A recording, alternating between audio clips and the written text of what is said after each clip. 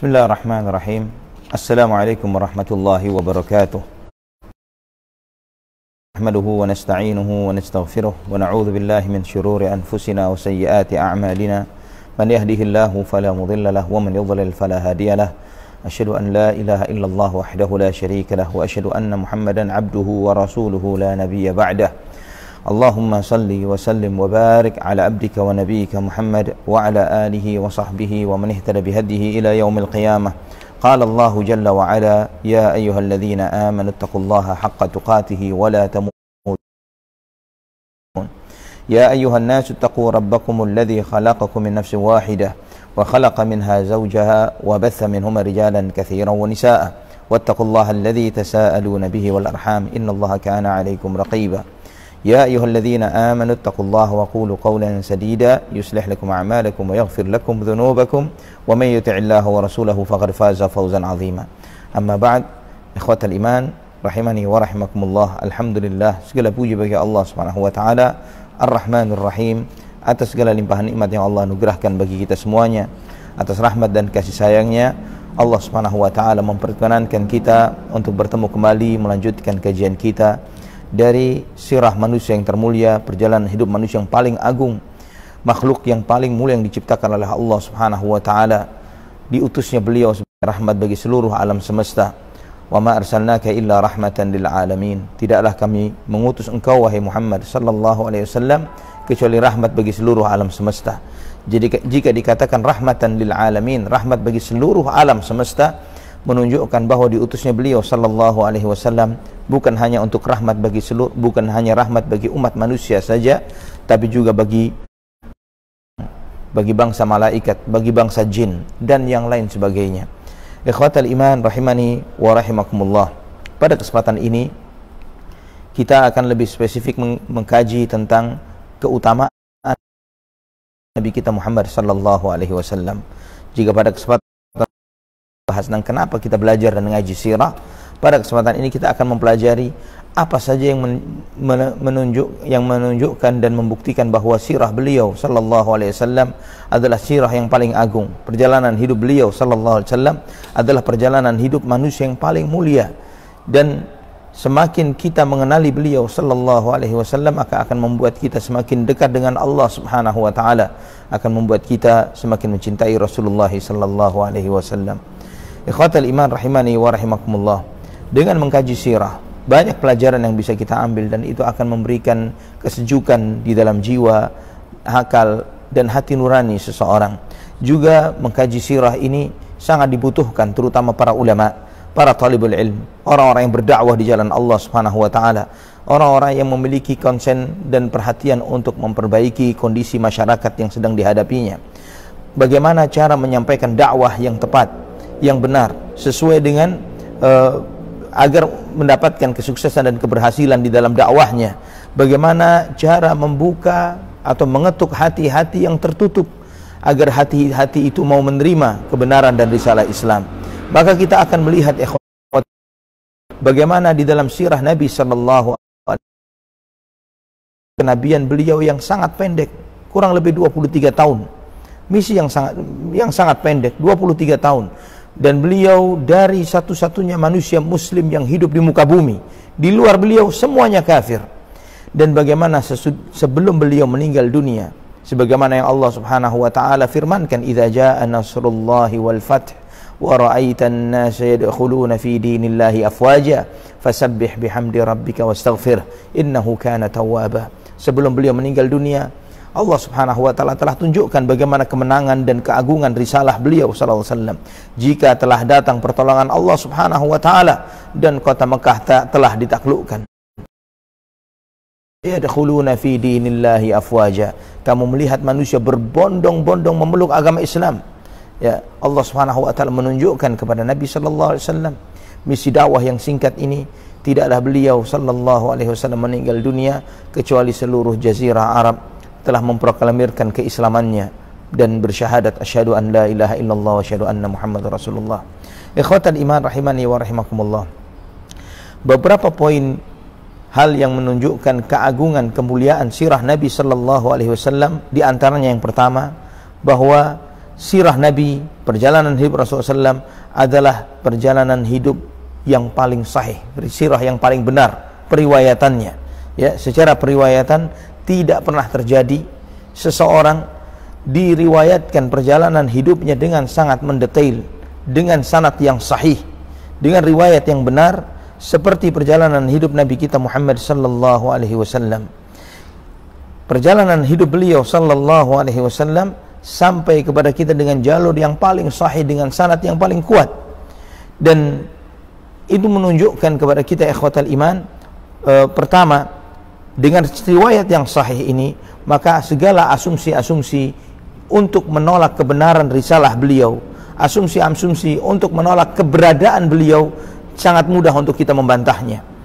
Dan ini jika kita tidak memiliki perbandingan, mungkin akan susah untuk mencernanya. Namun kita coba memberikan perbandingan dengan perjalanan hidup Yesus misalnya, ya. Sosok Yesus atau Nabi Isa, ya, kita bicara tentang sosok Yesus. Semua riwayat yang menyebutkan tentang Yesus ini bersumber dari 4 Injil yang ada: Injil Matius, Injil Markus, Injil Lukas, Injil Yohanes. Matius, Markus, Lukas, Yohanes. Dan semua pakar Alkitab yang mempelajari tentang kitab suci mereka sendiri, di dalam buku-buku mereka sendiri tentang kajian-kajian Alkitab, mereka menyadari bahwa Injil yang dikatakan Injil Matius misalnya bukanlah bersumber dari Matius pemungut bea cukai, muridnya Yesus. Dan Markus tidak ada satupun murid Yesus yang bernama Markus. Demikian pula dengan Lukas. Dan Yohanes, yang dikatakan Injil Yohanes, bukanlah Yohanes bin Zabadi, salah seorang murid Yesus yang disebutkan dalam 12 orang dari murid Yesus ini. Semua pakar-pakar Alkitab menyadari bahwa 4 Alkitab ini, 4 Injil ini, Injil Matius, Injil Markus, Injil Lukas, dan Injil Yohanes, tidak memiliki sanad bersambung sampai kepada Yesus. Hanyalah kumpulan kitab-kitab sejarah yang ditulis orang-orang yang jauh sesudahnya. Maka jika antum mempelajari tentang teologi Nasrani, dari sejumlah kitab suci dari Perjanjian Baru, ya, dari Injil Matius sampai kitab Wahyu, risalah yang paling kuno, yang paling tua, yang bisa diklaim mendekati zamannya Yesus hanyalah surat-surat kiriman Paulus. Adapun yang lainnya jauh lebih muda lagi, jauh lebih muda lagi, jauh lebih muda lagi. Dan ini, maka kita melihat ada sebagian orang yang sampai menolak keberadaan wujudnya Yesus, bahwa sosok ini adalah sosok mitos, tidak pernah ada, tidak ada bukti sejarahnya, dan yang lain sebagainya. Dan juga contoh yang lainnya adalah sosok Nabi Musa alaihissalam. Sosok Nabi Musa alaihissalam yang ada di dalam Perjanjian Lama, ya. Mereka memiliki kitab 5 kitab pertama dari Perjanjian Lama, kitab Kejadian, Keluaran, Imamat, Bilangan, dan kitab Ulangan, diklaim oleh orang-orang Yahudi dan Nasrani sebagai kitab Tauratnya Musa alaihissalam. Namun klaim ini sampai hari ini mereka pun menyadari bahwa klaim itu sudah tidak bisa lagi dibuktikan dan dibenarkan akan keberadaannya. Kenapa? Karena jelas sekali setiap mereka yang membaca 5 kitab pertama dari Perjanjian Lama ini, mereka akan tahu bahwa pasti penulisnya bukan Musa. Terlebih lagi di kitab Ulangan pasal 34, pasal yang terakhir itu disebutkan bahwa di sana disebutkan, diceritakan tentang prosesi kematian Musa dan bagaimana beliau dimakamkan. Bagaimana seseorang menulis prosesi kematiannya dan prosesi dimakamkannya orang yang bersangkutan. Dan semua pakar Alkitab tahu bahwa Musa bukanlah penulis 5 kitab pertama ini. Ikhwatal iman rahimani wa rahimakumullah. Maka di antara ulama Islam, Sayyid Muhammad Rashid Ridha rahimahullah, di dalam kitab beliau Al-Wahyul Muhammadi, beliau menegaskan, jika bukan karena Al-Quran yang dibawa oleh Muhammad sallallahu alaihi wasallam, jika bukan karena pembenaran yang Allah benarkan tentang keberadaan Nabi Musa, keberadaan Nabi Isa, dan para nabi yang ada dari Bani Israel di dalam Al-Quranul Karim, maka susah untuk membenarkan keberadaan nabi-nabi tersebut. Jadi kenapa manusia saat ini masih sangat meyakini akan adanya sosok Nabi Musa alaihissalam, adanya sosok Nabi Isa alaihissalam, adalah karena Al-Quran membenarkan keberadaan mereka. Karena Al-Quran, bukan karena sumber yang lain. Karena sumber yang lain tidak bisa dipastikan kebenarannya. Dan ditambah lagi ikhwatal iman rahimani wa rahimakumullah, dengan riwayat yang sahih ini, maka jika ada orang-orang yang mencoba melebih-lebihkan sosok Nabi Muhammad SAW, menambah-nambahkan riwayat-riwayat yang aneh-aneh, misalnya bahwa Nabi SAW bisa terbang, ya, atau bisa menghilang dan lain sebagainya, akan dengan mudah kita menolaknya. Ya, dengan mudah kita membantah asumsi-asumsi ini. Kenapa? Karena segala sikap yang digambarkan secara berlebihan tentang sosok Nabi Sallallahu Alaihi Wasallam akan dengan mudah kita meneliti kebenaran dan ketidakbenaran riwayat tersebut. Ikhwatal iman rahimani wa rahimakumullah, terutama di dalam sirah Nabi kita Muhammad Sallallahu Alaihi Wasallam. Ikhwatal iman, inilah kelebihan agama kita, yaitu adanya sanad, susunan periwayatan orang-orang yang meriwayatkan sebuah riwayat dari Nabi Sallallahu Alaihi Wasallam atau para sahabat atau para ulama yang lainnya.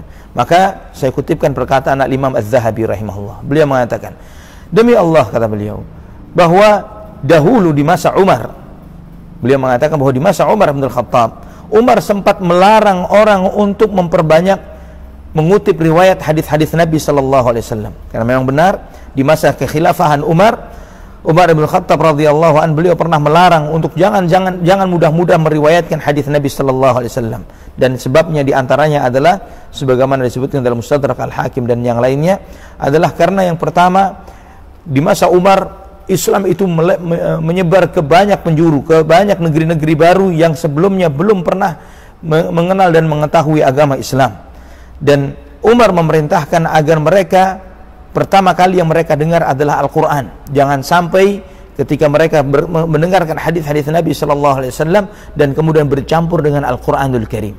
Maka Umar di masa beliau melarang, hanya orang-orang tertentu saja yang boleh meriwayatkan hadis, tidak semua sahabat. Ya, di alasan yang pertama adalah karena menyebarnya Islam di banyak di negeri-negeri yang baru dan mereka belum pernah mendengar Islam. Maka Umar memerintahkan agar mereka mendengarkan Al-Quran terlebih dahulu sebelum mendengarkan hadis-hadis Nabi Sallallahu Alaihi Wasallam. Juga sebab yang kedua adalah Umar bin Khattab memerintahkan agar dikuatkannya dulu tentang permasalahan hukum-hukum di dalam Islam, hukum tentang salat, puasa, zakat. Jangan sampai manusia lebih mudah menyebutkan tentang hal-hal yang bersifat kesejukan jiwa, tazkiyatun nafs dan yang sebagainya, namun mereka lupa tentang hal-hal yang berkaitan tentang ibadah dan hukum. Ikhwatal iman rahimani wa rahimakumullah. Kemudian Imam Az-Zahabi mengatakan, jika di masa Umar, sedangkan para sahabat adalah orang-orang yang amanah, yang jujur, dan masa mereka begitu dekatnya dengan Rasulullah sallallahu alaihi wasallam, mereka langsung mendengar dari Nabi sallallahu alaihi wasallam, dilarang oleh Umar bin Khattab karena ada suatu kemaslahatan tertentu, kata beliau, maka bagaimana dengan sebagian orang yang dengan gampangnya meriwayatkan riwayat-riwayat yang aneh, yang munkar di zaman kita, sedangkan Imam Zahabi kurang lebih abad ke-8 Hijriyah, artinya 8 abad kepada Nabi sallallahu alaihi wasallam. Jarak sanad yang jauh, banyaknya praduga, kesalahan. Maka kata beliau, fabil hari an yural qauma anhu, maka semestinya kita ingatkan mereka. Kita ingatkan mereka agar mereka tidak gampang-gampang meriwayatkan hadis Nabi sallallahu alaihi wasallam, dan andai kata beliau, mereka hanya meriwayatkan riwayat-riwayat aneh dan lemah, bahkan berapa banyak di antara mereka, demi Allah, kata Imam Az-Zahabi, meriwayatkan riwayat-riwayat yang palsu dan batil, riwayat-riwayat yang mustahil, baik secara usul maupun furu', hal-hal yang terkait tentang kezuhudan dan yang lain sebagainya. Maka kata beliau, barang siapa faman rawa dzalika barang siapa yang meriwayatkan suatu hadis padahal dia tahu bahwa hadis tersebut adalah batil, wa gharral mu'minin, dan dia menipu orang-orang beriman dengan meriwayatkan hadis-hadis palsu tersebut, fa hadza zalimun li nafsihi janin 'ala sunnani wal athar, maka yang seperti orang itu adalah orang yang zalim terhadap dirinya sendiri dan dia telah berbuat kriminal, kejahatan terhadap sunnah-sunnah Nabi dan riwayat-riwayat Rasulullah SAW. Ini kata Imam Az-Zahabi terhadap orang yang dengan gampangnya meriwayatkan hadis-hadis yang lemah dan bahkan palsu, ya, dan dia tidak tasabbut, tidak berhati-hati dalam meriwayatkannya. Sebagai contoh, ikhwatal iman, berapa sering kita mendengarkan hadis ikhtilafu ummati rahmah, perselisihan umatku adalah rahmat. Ya, hampir semua manusia sampai mengira bahwa itu adalah hadis Nabi sallallahu alaihi wasallam. Hadis hubbul watan minal iman, cinta tanah air bagian daripada iman, dan banyak lagi riwayat-riwayat di zaman ini. Ya, di zaman kita saat ini misalnya ketika masuk hari Asyura misalnya, sebagian orang meriwayatkan barang siapa yang memberikan kelapangan rizki kepada keluarganya di hari Asyura, maka Allah akan memberikan kelapangan bagi orang tersebut untuk sepanjang tahun ini, yaitu agar memasak yang lebih banyak, memberi nafkah yang lebih banyak di hari Asyura. Dan padahal hadis ini adalah hadis yang palsu, sebagaimana ditegaskan oleh Imam Ahmad bin Hanbal dan Syekhul Islam Ibnu Taimiyah rahimahumullah. Ikhwatal iman rahimani wa rahimakumullah, juga mengaitkan hari Asyura dengan hari anak yatim. Ya, sebagian orang meyakini seperti itu, hari Asyura adalah hari anak yatim, sehingga sebagian kaum muslimin ada yang merayakan Asyura dengan bergembira ria berdasarkan hadis palsu tadi, atau yang bersedih-sedihan sebagaimana orang-orang Syiah Rafidhah. Ya, dan kedua-duanya adalah batil. Tidak ada sunnah di hari Asyura kecuali menjalankan puasa, tidak ada lebih dari itu. Tidak bergembira secara berlebihan atau bersedih secara berlebihan seperti yang dilakukan oleh kaum Syiah Rafidhah. Maka kata Imam Az-Zahabi rahimahullah, barang siapa yang dengan mudahnya dia meriwayatkan hadis ini, maka dia adalah orang yang zalim dan telah berbuat jahat terhadap sunnah, yustatabu min dzalik. Maka dia harus disuruh bertaubat. Fa in anaba wa aqsara wa illa fahuwa fasiqun. Jika dia mau bertaubat, maka berhenti dari apa yang dia lakukan, maka sudah selesai. Jika tidak, maka dia adalah orang fasik. Kemudian beliau mengatakan, kafa bihi ithman an yuhadditha bi kulli ma sami'. Cukuplah dia menanggung dosa karena menyampaikan semua apa yang didengarnya. Fa in huwa lam ya'lam falyatawarra' wal yasta'in biman yu'inuhu ala tanqiyati marwiyatihi. Kalau dia termasuk orang yang tidak mengetahui kesahihan atau ketidaksahihan sebuah riwayat, maka dia harus berhati-hati dan meminta pertolongan kepada orang yang memiliki pemahaman untuk mengklasifikasi mana riwayat yang sahih dan mana riwayat yang tidak sahih. Dalam sirah Nabi SAW banyak sekali ikhwatal iman buku-buku sirah yang menyebutkan riwayat-riwayat yang lemah tentang sirah Nabi SAW. Dan seringkali riwayat-riwayat lemah itu tersebar dengan begitu populernya di sebagian masyarakat, yang nanti insya Allah ketika kita memasuki sirah ini, kajian sirah, kita akan melihat berapa banyak kisah-kisah yang populer di masyarakat dan ternyata kisah-kisah itu adalah riwayat yang lemah dan palsu. Allahul musta'an. Kemudian yang kedua, ikhwatal iman rahimani wa rahimakumullah, di antara keutamaan sirah Nabi sallallahu alaihi wasallam bahwa kehidupan Nabi sallallahu alaihi wasallam begitu jelasnya, sangat terang benderang dalam seluruh fase kehidupannya. Sejak pernikahan ayahnya, bahkan tidak cukup sampai ayahnya.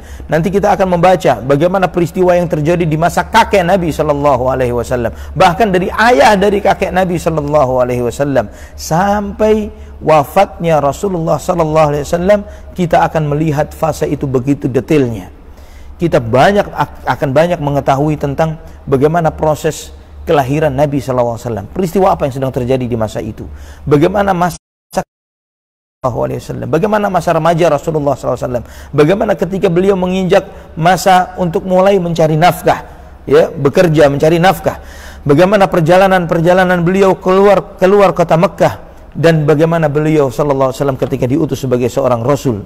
Kita akan mengetahui dengan sangat mendetail tentang segala fase-fase kehidupan beliau SAW tahun demi tahun, sehingga menunjukkan bahwa perjalanan hidup perjalanan hidup beliau terang benderang seperti matahari, sehingga sebagian kritikus yang mengkritisi perjalanan hidup Nabi, mengkritisi Islam dari kalangan misionaris dan orientalis, sampai mereka mengatakan bahwa Muhammad sallallahu alaihi wasallam adalah satu-satunya manusia yang terlahir di bawah terik siang matahari.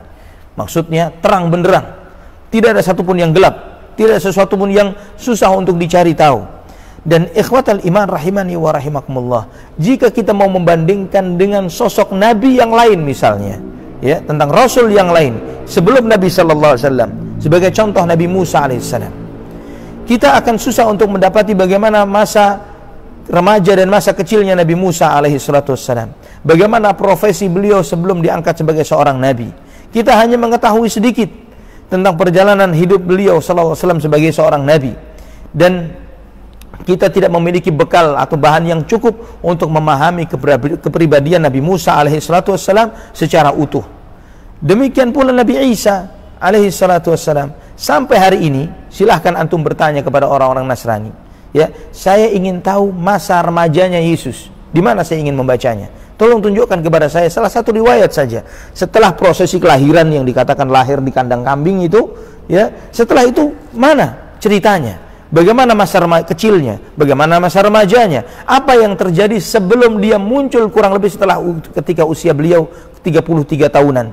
Sebelum itu, apa cerita Injil tentang sosok Yesus yang mereka bukan hanya menganggapnya sebagai nabi, bahkan dianggap sebagai Tuhan, tapi mereka tidak memiliki sedikit pun riwayat tentang masa remaja sosok yang mereka tuhankan. Ikhwatal iman rahimani wa rahimakumullah. Ini bicara fase-fase besarnya, ya, fase-fase yang sifatnya global, fase kecil, remaja, proses mencari nafkahnya dan lain sebagainya. Belum lagi ketika kita bicara tentang hal-hal yang sifatnya mendetail, ya, tidak pernah terjadi sosok manusia yang diriwayatkan secara mendalam dan mendetail tentang hidupnya seperti sosok Nabi kita Muhammad sallallahu alaihi wasallam. Kita akan melihat bagaimana beliau SAW diriwayatkan tentang bagaimana profil wajahnya, ya, seperti apa beliau sallallahu alaihi wasallam, seperti apa ketika beliau makan, seperti apa ketika beliau duduk, seperti apa ketika beliau berdiri, seperti apa ketika beliau berpakaian, tampilan beliau, tertawanya, berjalannya, semuanya diriwayatkan dengan sangat mendalam dan mendetail dalam hadis-hadis Nabi sallallahu alaihi wa ala alihi wa sahbihi wasallam. Sebagai contoh misalnya, hadis tentang makannya Nabi sallallahu alaihi wasallam. Kita sangat tahu bahwa Nabi SAW makan dan minum dengan tangan kanannya, ya, dan beliau SAW memerintahkan seperti itu. Dalam Sahih Muslim disebutkan oleh Ibnu Ka'ab bin Malik, ya, beliau meriwayatkan dari ayahnya bahwa ayahnya mengatakan, ra'aitun nabiyya sallallahu alaihi wasallam yal'aku ay yalhasu asabi'ahu thalatha min at-ta'am. Saya melihat Nabi SAW selesai makan, beliau menjilat jari jemari beliau sallallahu alaihi wasallam. Juga kita melihat ketika tentang bagaimana berdiri dan duduknya Nabi sallallahu alaihi wasallam dalam Sahih Bukhari, diriwayatkan dalam Sahih Bukhari dan Muslim bahwa Nabi sallallahu alaihi wasallam annahu ra'a Rasulullah sallallahu mustalqiyan fil masjid wadi'an ihda rijlaihi 'ala al-ukhra. Bagaimana Nabi SAW duduk dengan bersandar dan menjulurkan kakinya dan meletakkan salah satu kakinya di atas yang lainnya. Kemudian contoh tentang pakaian Nabi sallallahu alaihi wasallam disebutkan dalam hadis yang sahih dalam Musnad Imam Ahmad dari Abu Rimthah radhiyallahu an. Beliau mengatakan, raaitu Rasulullah sallallahu alaihi wasallam wa alaihi burdani akhdaran. Saya melihat Nabi SAW dengan memakai burda, memakai jubah berwarna hijau. Juga bagaimana tampilan Nabi sallallahu alaihi wasallam sebagaimana dalam Bukhari dan Muslim dan yang lainnya disebutkan bahwa Nabi sallallahu alaihi wasallam sosok beliau tidaklah orang yang sangat tinggi, ya, yang membuat orang ketika melihat harus mendangak, tidak sangat pendek membuat orang ketika melihat harus menundukkan kepalanya. Beliau putih tapi tidaklah putih yang pucat, ya, dan rambut beliau sallallahu alaihi wasallam tidaklah lurus yang jatuh tapi tidak pula keriting, tapi beliau rambutnya adalah bergelombang. Ini salah satu contoh tentang Nabi sallallahu alaihi wasallam, tentang cara berbicara beliau sallallahu alaihi wasallam. Disebutkan oleh Aisyah radhiyallahu anha sebagaimana dalam Bukhari dan Muslim, disebutkan inna Rasulullah sallallahu alaihi wasallam lam yakun yasrudul haditsa kasardikum, bahwa Nabi sallallahu alaihi wasallam ketika berbicara, beliau berbicara dengan tidak berbicara dengan cara yang cepat seperti kalian. Bahkan dalam Bukhari dan Muslim juga disebutkan dari hadis Anas bin Malik bahwa Nabi sallallahu alaihi wasallam ketika berbicara beliau seringkali mengulangnya 3 kali. Dan ini dipelajari oleh para ulama, kenapa Nabi SAW seringkali mengulang pembicaraan beliau 3 kali. Bagaimana interaksi beliau dengan keluarganya. Disebutkan dalam banyak hadis tentang interaksi Nabi SAW dengan keluarganya. Bagaimana beliau pernah mengajak lomba lari Aisyah radhiyallahu anha, bagaimana beliau sallallahu alaihi wasallam menyuapi istrinya, bagaimana beliau SAW di rumahnya, bagaimana ibadahnya beliau sallallahu alaihi wasallam dan salatnya. Disampaikan bahwa ketika Nabi sallallahu alaihi wasallam di rumah Aisyah, Nabi salat sampai kakinya bengkak dan ditanya, "Ya Rasulullah, engkau salat seperti ini sedangkan Allah telah mengampuni dosamu yang lalu dan akan datang?" Dijelaskan oleh Nabi, apakah aku tidak menginginkan untuk menjadi hamba yang pandai bersyukur kepada Allah Subhanahu wa taala. Bagaimana bergaulnya beliau sallallahu alaihi wasallam dengan para sahabatnya, bahkan para sahabat yang beragam macam levelnya, dari yang seumuran beliau dengan yang lebih tua dengan beliau sallallahu alaihi wasallam, sampai sahabat yang masih kecil. Sebagaimana Anas bin Malik radhiyallahu anhu menceritakan bahwa beliau memiliki adik yang masih kecil. Sekali waktu adiknya yang masih kecil ini memiliki burung piaraan dan suka bermain dengan burung piaraannya, dan kemudian burung piaraan itu mati. Kemudian dia menangisi burung piaraan yang mati ini tadi, sebagaimana dalam Sahih Bukhari dan Muslim dan yang lainnya. Nabi SAW melihat adik Anas bin Malik yang seperti ini dihampiri oleh Nabi SAW, dan Nabi SAW bertanya kepada adik Anas bin Malik, "Ya Aba Umair, ma fa'alan Nughair?" Ya Abu Umair, apa yang terjadi dengan burung piaraanmu? Nabi SAW menyapa anak kecil yang seperti ini, subhanallah. Sampai para sahabat yang melihat senda guraunya Nabi SAW sampai bertanya, "Ya Rasulullah, engkau bersenda gurau dengan kami sedangkan engkau adalah utusan Allah Subhanahu wa ta'ala." Nabi SAW bersabda, "Inni la aqulu illa haqqa." Aku tidak berkata kecuali yang benar. Ikhwatal iman rahimani wa rahimakumullah. Detailnya riwayat ini sampai antum sosok beliau, berapa jumlah uban yang ada di rambut dan janggut Nabi SAW. Sebagaimana Anas bin Malik meriwayatkan ya dari Musnad Imam Ahmad dengan sanad yang sahih, beliau mengatakan, "Ma adattu fi ra'si Rasulillah sallallahu alaihi wasallam wa lihyatihi illa 14 sya'ratan bayda." Yang saya hitung dari uban yang ada di rambut dan janggut Nabi ada cuma 14 helai saja. Ya, sampai akhir wafatnya Nabi SAW, rambutnya Nabi SAW rata-rata adalah hitam. Walaupun beliau kurang lebih seumuran dengan sahabat beliau Abu Bakar As-Siddiq, ya, Nabi SAW lebih tua dari Abu Bakar kurang lebih 2,5 tahunan, tapi rambut Abu Bakar semuanya sudah putih. Tapi Nabi SAW tidak seperti itu. Kemudian yang ketiga, di antara keutamaan mengkaji sirah, bahwa sirah Rasulullah SAW menceritakan kepada kita tentang perjalanan hidup manusia yang Allah Subhanahu wa ta'ala muliakan dengan kerasulan dan kenabian. Perjalanan hidup manusia artinya apa? Bahwa kita akan melihat sosok yang 100% manusia. Beliau menikah, bahkan beliau juga pernah cerai. Beliau senang, beliau juga marah, beliau melakukan transaksi jual beli. Seutuhnya seorang manusia, sehingga kita akan melihat bahwa perjalanan hidup beliau sallallahu alaihi wasallam jauh dari kisah-kisah yang bersifat mistis, mitos-mitos yang aneh, yang misalnya jangankan tentang sosok orang-orang di luar Islam ketika mereka menceritakan tentang sosok Yesus atau Buddha Gautama dan yang sebagainya, ya. Sebagian kaum muslimin ketika menceritakan tentang sosok-sosok wali seringkali digambarkan seperti orang yang memiliki kehebatan yang luar biasa, setengah dewa, ya. Padahal sosok wali, ya, digambarkan dia kebal senjata, dia bisa terbang, dia bisa begini dan begitu. Yang ini tidak ada pada sosok Nabi kita Muhammad bin Abdullah sallallahu alaihi wasallam. Dan apa hikmah di balik itu? Hikmah di balik ini adalah agar tidak ada alasan bagi siapapun untuk menolak mengikuti Nabi sallallahu alaihi wasallam. Tidak ada alasan. Jika ada seseorang digambarkan misalnya sosok Yesus bahwa dia pernah puasa 40 hari 40 malam. Setelah berpuasa 40 hari 40 malam, maka laparlah Yesus 40 hari 40 malam. Ya. Dan ketika kita katakan, "Kenapa kalian tidak mengamalkan yang seperti ini?" Maka pengikutnya akan mengatakan, "Ya wajarlah, dia kan 100% Tuhan, 100% manusia. Ya wajarlah, dia kan anak Tuhan. Bagaimana kita mengikuti yang seperti itu?" Ya, mereka akan memiliki 1001 dalih untuk tidak mengikuti Nabi mereka.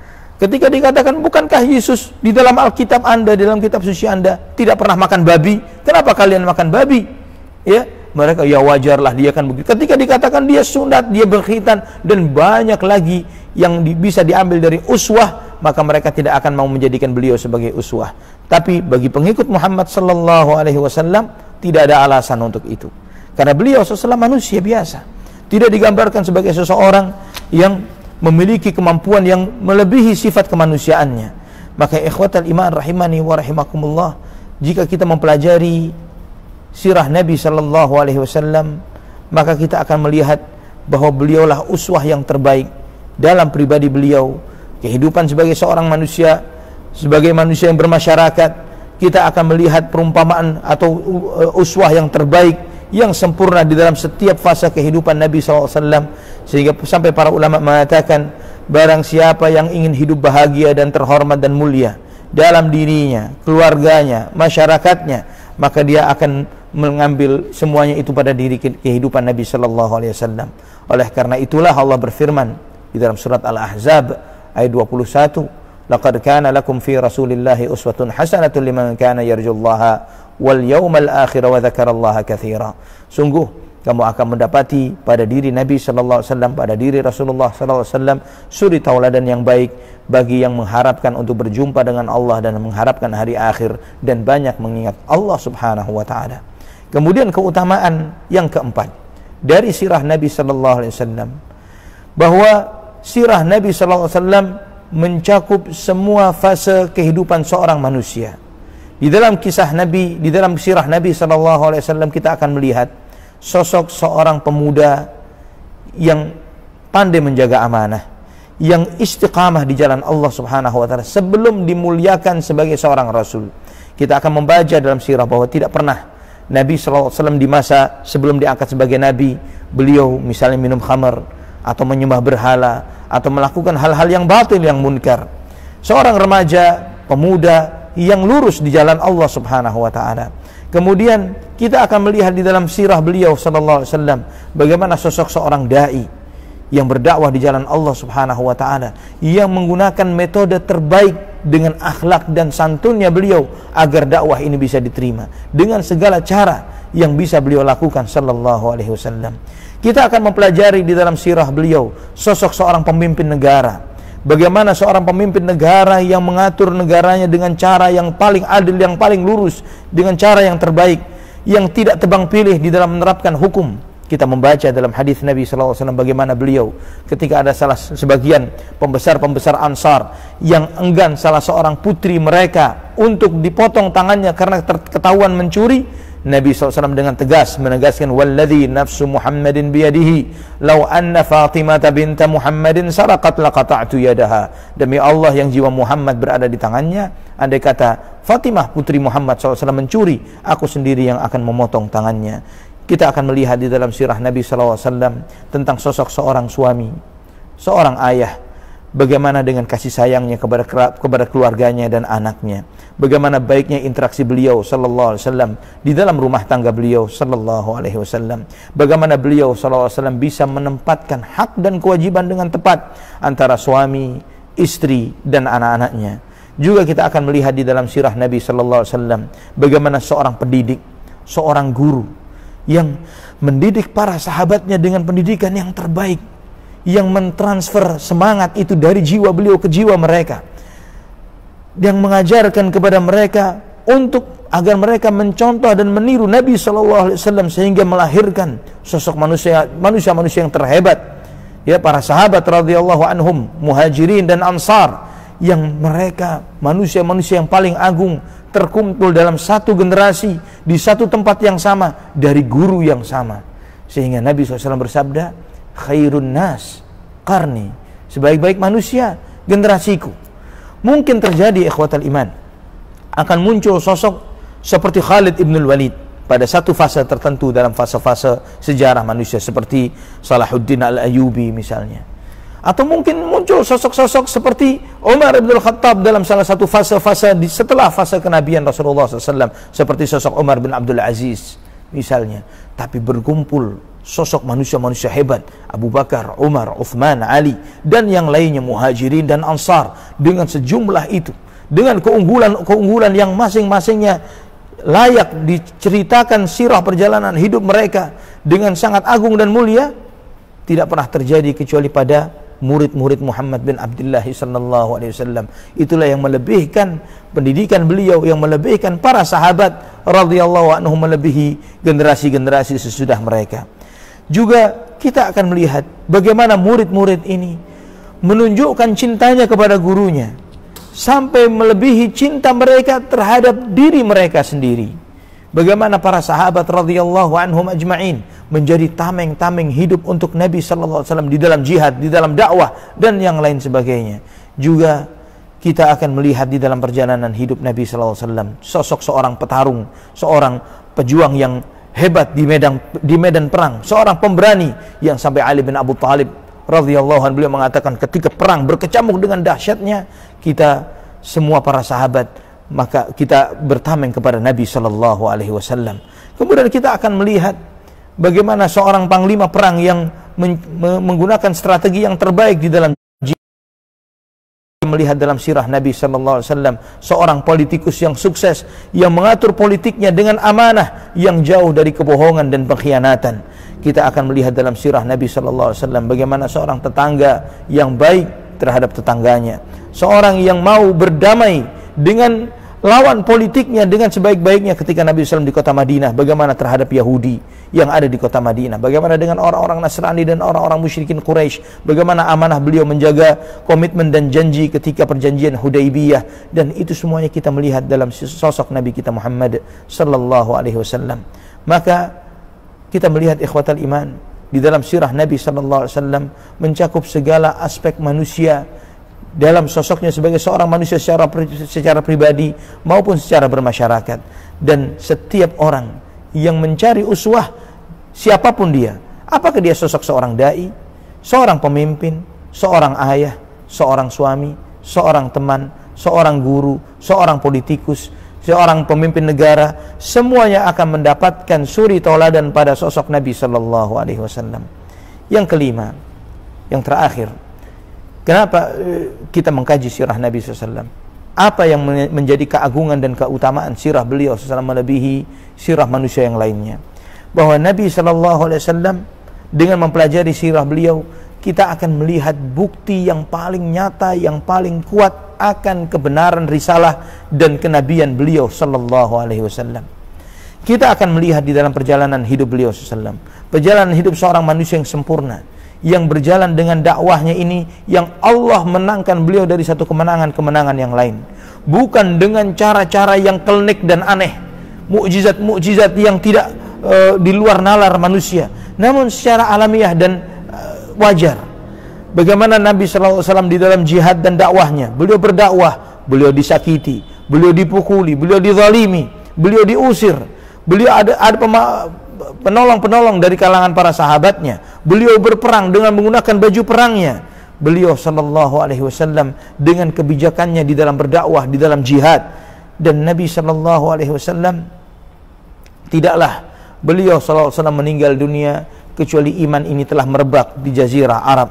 Dan bukanlah ini dilakukan oleh Nabi sallallahu alaihi wasallam dengan hal-hal yang di luar nalar manusia, tapi dengan sesuatu yang sifatnya wajar.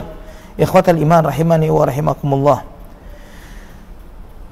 kita melihat bagaimana di dalam jihad dan dakwah Rasulullah sallallahu alaihi wasallam, Nabi sallallahu alaihi wasallam yang berjihad dan berdakwah selama 23 tahun, dan kita mempelajari selama 23 tahun ini dalam dakwah Rasulullah sallallahu alaihi wasallam dan jihadnya, bagaimana Allah Subhanahu wa taala memberikan kemenangan-kemenangan kepada beliau. Kita akan melihat bahwa inilah benar sosok manusia yang telah dikuatkan oleh Allah Subhanahu wa taala dengan risalah dan kenabian. Dan tidak ada alasan bagi seseorang untuk mendustakan kebenaran risalah Rasulullah sallallahu alaihi wasallam. Sirah Nabi menunjukkan kepada kita akan kebenaran beliau, sehingga ana pernah melihat dalam salah satu perdebatan seorang ateis yang menolak keberadaan Tuhan dengan seorang muslim. Setelah terjadi perdebatan yang sangat hebat, si muslim ini bertanya, bagaimana Anda menolak keberadaan seorang Muhammad sallallahu alaihi wasallam? Maka si ateis ini pun speechless, tidak bisa menjawab. Bagaimana dia menolak keberadaan Muhammad sallallahu alaihi wasallam? Bagaimana kenabian Muhammad menunjukkan sebagai bukti yang paling kuat akan keberadaan Allah Subhanahu wa taala dan kebenaran risalah beliau. Kita melihat ikhwatal iman, beliau sallallahu alaihi wasallam lahir di satu masyarakat bangsa Arab yang dengan kepolosannya tidak memiliki budaya yang hebat seperti budaya Persia atau Romawi atau Mesir atau yang lainnya, sehingga Nabi SAW tidak pernah mendapatkan sedikit pun sentuhan pendidikan, kebudayaan atau kebijakan sebagaimana masyarakat yang hidup di antara bangsa Romawi, Persia, Mesir atau bangsa-bangsa besar yang lainnya. Nabi hidup di tengah padang pasir dengan kesederhanaannya, ya, dengan kepolosannya bangsa Arab ini pada saat itu. Kemudian sejak lahir, beliau lahir yatim. Besar sedikit ibunya meninggal dunia. Tidak pernah mengenyam pendidikan sama sekali. Tidak bisa baca tulis dari lahir sampai wafatnya. Kemudian setelah usia 40 tahun, beliau menyampaikan kalimat-kalimat bijak yang tidak bisa sedikit pun disaingi oleh orang-orang yang paling bijak yang hidup di masa itu.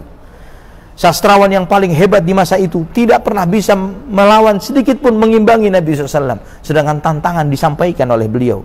Wa in kuntum fi raibin mimma nazzalna ala abdina fa'tu bi suratin min mithlih wad'u syuhada'akum min dunillahi in kuntum shadiqin. Jika kamu ragu dengan apa yang kami turunkan kepada hamba kami ini, maka silahkan datangkan satu surat seperti Al-Quran. Tantangan ini disampaikan, dan untuk menjawab tantangan secara sastra akan lebih mudah ketimbang mereka harus menggerakkan satu pasukan khusus untuk berperang melawan Rasulullah SAW. Lebih ringan secara biaya, tidak harus mengorbankan nyawa dan jiwa. Namun itu pun tidak sanggup mereka lakukan dari zaman dahulu sampai hari ini. Sudah 1400 tahun.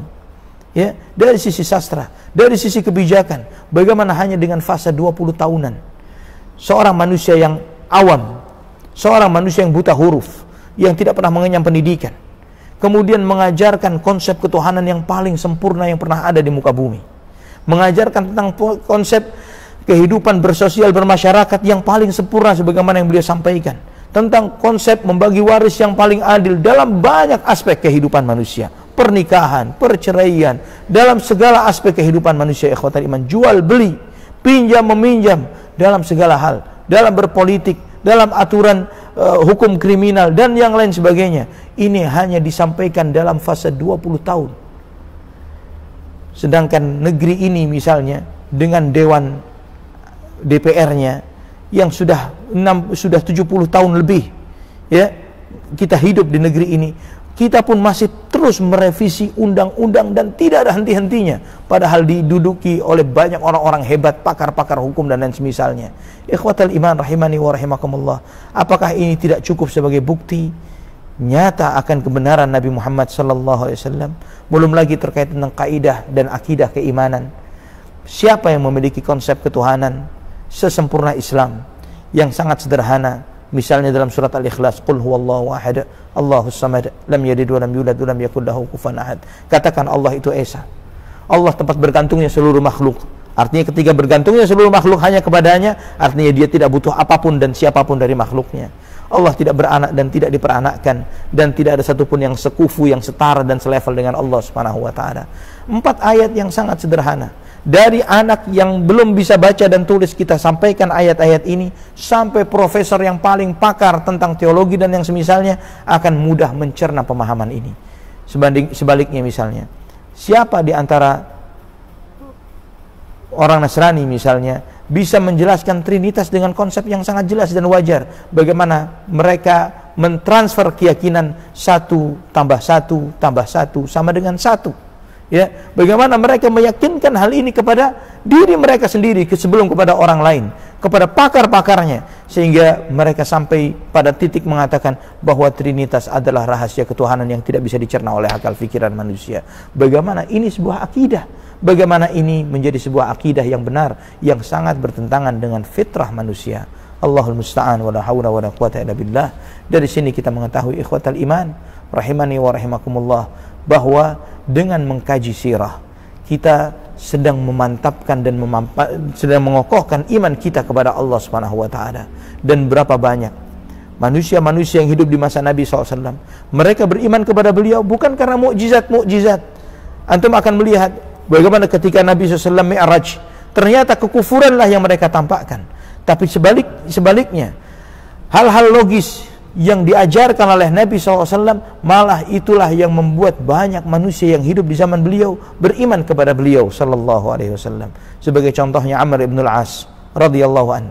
Setelah peristiwa perang Uhud, yang pada peristiwa perang Uhud ini kaum muslimin mengalami kekalahan, tapi di masa itu banyak di antara orang-orang kafir malah beriman kepada Nabi, seperti Khalid ibn al-Walid, Amr ibn al-As dan yang lainnya. Ketika Amr ditanya oleh teman-temannya, "Ya Amr, apa kamu sudah gila? Apa kamu sudah tidak waras? Kenapa kamu mau beriman dengan Muhammad sallallahu alaihi wasallam?"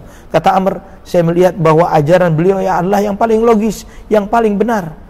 Kita walaupun dalam kondisi syirik," kata Amr ibn al-As, "hidup kita jauh lebih terjaga, lebih benar gaya hidupnya ketimbang hidupnya orang-orang Persia dan Romawi. Tapi siapa yang lebih nikmat hidupnya? Persia, Romawi atau kita?" Temannya Amr mengatakan versi Romawi lebih nyaman hidupnya. Padahal kita lebih benar hidupnya, lebih baik hidupnya. Kita tidak mau menzinahi yang bukan mahram kita. Kita tidak mau begini dan begitu. Banyak hal-hal positif yang ada pada masyarakat jahiliyah yang tidak dimiliki oleh orang-orang di luar Arab jahiliyah. Nanti kita akan mempelajarinya pada kajian-kajian berikutnya. Kenapa Allah Subhanahu wa taala menurunkan risalah Islam di jazirah Arab? Kenapa tidak diturunkan di Romawi atau di Persia atau di Cina misalnya, atau kenapa tidak diturunkan di Mesir, kenapa tidak diturunkan di India, kenapa hanya diturunkan di Jazirah Arab? Kita akan melihat pada kajian-kajian berikutnya tentang bagaimana kondisi peradaban dunia di abad ke-6 Masehi, supaya kita mengetahui bagaimana peradaban dunia ini, manusia secara umum berada di dalam kekelaman sejarah yang paling parah di masa itu, dan yang paling ringannya adalah masyarakat Arab jahiliyah. Oleh karena itulah kenapa Allah memilih mereka, bukan memilih di Persia atau Romawi dan yang sebagainya. Namun nanti kita akan melihat secara detailnya pada kajian yang akan datang. Ikhwatal iman rahimani wa rahimakumullah. Amr kemudian mengatakan, Muhammad SAW mengajarkan kepada kita akan adanya kehidupan alam akhirat, dan ini sangat adil, karena kenyataannya berapa banyak orang baik hidup dalam keadaan terzalimi dan mati dalam keadaan terzalimi. Berapa banyak orang jahat hidup dalam keadaan baik dan mati dalam keadaan nyaman, tidak tersentuh masalah sedikit pun, padahal dia jahat, sedangkan yang ini baik.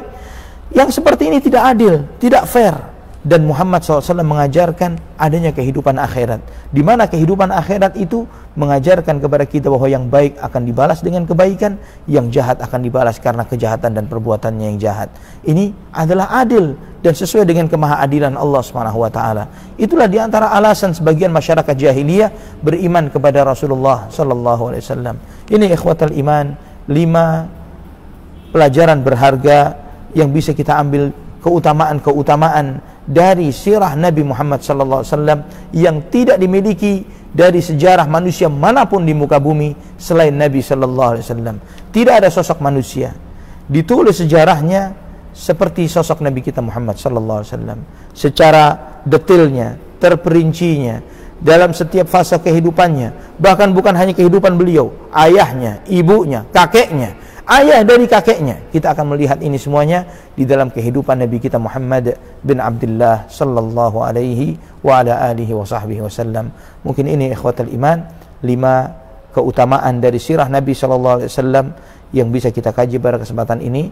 Insyaallah pada kesempatan berikutnya kita akan mempelajari dengan tema manusia di abad ke-6 Masehi, yang di sana kita akan melihat bagaimana kondisi peradaban masyarakat dunia pada masa itu, bagaimana Romawi pada saat itu, bagaimana Persia pada saat itu, bagaimana masyarakat India pada saat itu, bagaimana masyarakat Cina misalnya pada saat itu. Dan dengan peradaban ini, dengan mempelajari ini, kita akan melihat subhanallah, memang benar jika masa itu disebut dengan masa jahiliyah, karena memang benar manusia di dalam lingkup secara utuh. Sampai Nabi SAW bersabda, sesungguhnya Allah melihat kepada penduduk bumi dan Allah memurkai mereka, Arab dan bukan Arabnya dilaknat oleh Allah, kecuali beberapa gelintir manusia dari kalangan ahlul kitab. Sampai Allah memenangkan rahmat dan kasih sayangnya dengan dilahirkannya dan diutusnya Muhammad sallallahu alaihi wa ala alihi wa sahbihi wasallam. Mungkin ini pelajaran yang bisa kita ambil pada kesempatan Allah Subhanahu wa taala memberikan rahmat dan kasih sayangnya bagi kita semuanya. Semoga Allah Subhanahu wa taala senantiasa menjadikan kita sebagai umat Muhammad sallallahu alaihi wasallam yang setia kepada beliau, yang mencintai beliau, dan semoga Allah Subhanahu wa taala menempatkan kita kelak di akhirat di surga bersama Rasulullah sallallahu alaihi wasallam dan para sahabatnya dan keluarganya. Amin ya rabbal alamin. Aqulu qouli hadza subhanakallahumma wa bihamdik asyhadu an la ilaha illa anta astaghfiruka wa atubu ilaik. Wassalamu alaikum warahmatullahi wabarakatuh.